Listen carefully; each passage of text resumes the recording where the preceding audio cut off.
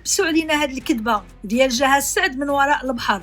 في 2025 زواج الجالية تحول من سترة لسوق نخاسة عصرية. واش في نظركم هذيك اللي جايبه الراجل بالكريدي من البلاد باش يخدم عليها تحت التهديد غادي نرجعك للبلاد، واش هذا زواج؟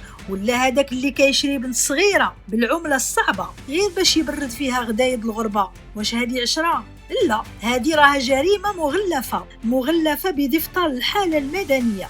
واليوم غادي نفرقع الرمانة وغنهضر على محكمة المجتمع الشعبية اللي بايعة الماتش، غنهضروا على الصفقات اللي كتدار تحت طابلة وعلى الأرواح اللي كتزهق في صمت وسط صالونات أوروبا الباردة.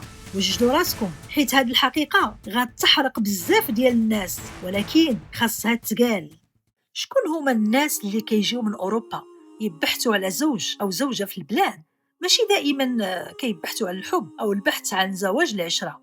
كاينه الباحثة عن السيطرة والزوج المطيع. هنا كنقصد المرأة المقيمة في الخارج كتجي تقلب على راجل مستعد للخضوع لشروطها القاصحة مقابل الفيزا والإقامة، وكتعرف أن قانون بلد الإقامة غالبا كيكون في صفها. هنا كتستخدم السلاح ابتزاز من اليوم الأول، وكتشري راجل يرضخ للسيطرة مقابل الحلم الأوروبي.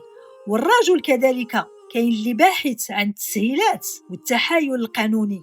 هذا النوع كيكون عنده مشكل في الأوراق أو باغي يتجنب دفع ضرائب طلاق الباهظة في بلاد الإقامة. كيتزوجوا في الداخل باش تكون عندهم تسهيل في الإجراءات الإدارية، وكيستخدموا سواء زوج أو زوجة اللي في البلاد غير كحل مؤقت، ومن بعد يهرب من المسؤولية بمجرد ما يحصل على الورقة المطلوبة.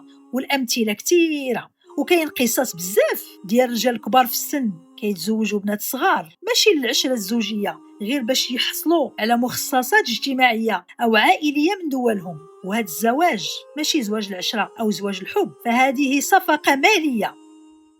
ومنين كنشوفوا الطرف الآخر البنت ولا الراجل، وهنا ما كنعممش، كيتزوجوا شخص من أوروبا، واش حتى هما أبرياء؟ لا، الفقر المعنوي قبل المادي.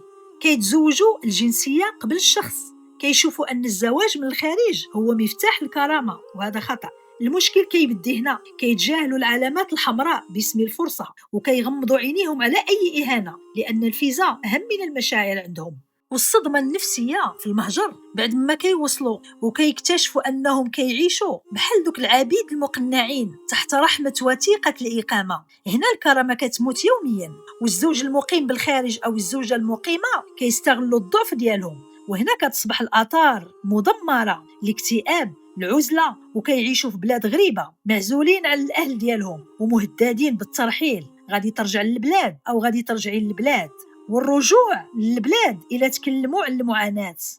نهاية هذا الزواج غالبا ما تكون غير طلاق موديل، أو الضحية كترجع للبلاد محطمة نفسيا وماديا.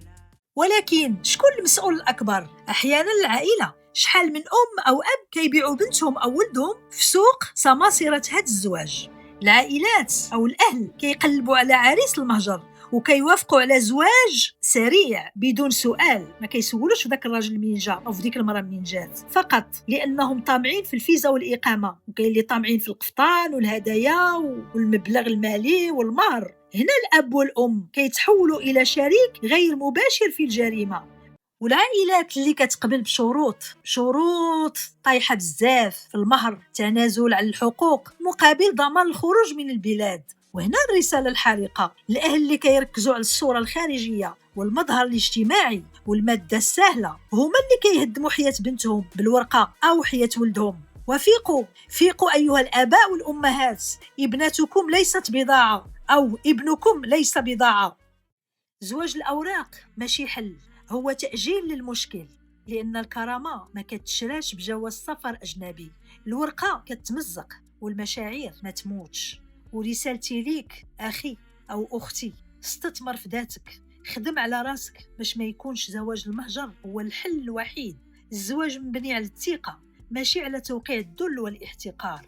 إلا ما شفتش الحب والاحترام في عينين ذاك الإنسان سواء كنت راجل أو امرأة، فهذه ماشي فرصة، هذه صفقة، والصفقات عندها نهاية مؤلمة.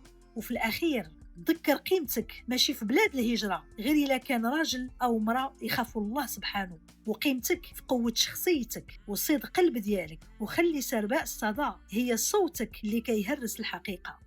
سرباء الصدى مساحة هادئة كنرجعوا ليها ملي كيكتر الضجيج في حياتنا. هنا الصوت كيصبح دواء، والكلمات كتلقى طريقها للروح بلا ما نضغطوا عليها. أنا عائشة الركراكي كنحكي بصوت على القصص اللي كنخبيوها بين السطور، لحظات القوة ديالنا، لحظات الضعف، التعب، بداية جديدة، وذكريات اللي علمتنا نوقفوا على رجلينا من جديد. هنا غادي تلقاي حديث صادق، حنان، تجارب نسائية، تأملات من القلب للقلب، فضفضة. سرباء الصدى، قناة صوتية بصوت أختكم عائشة الركراكي.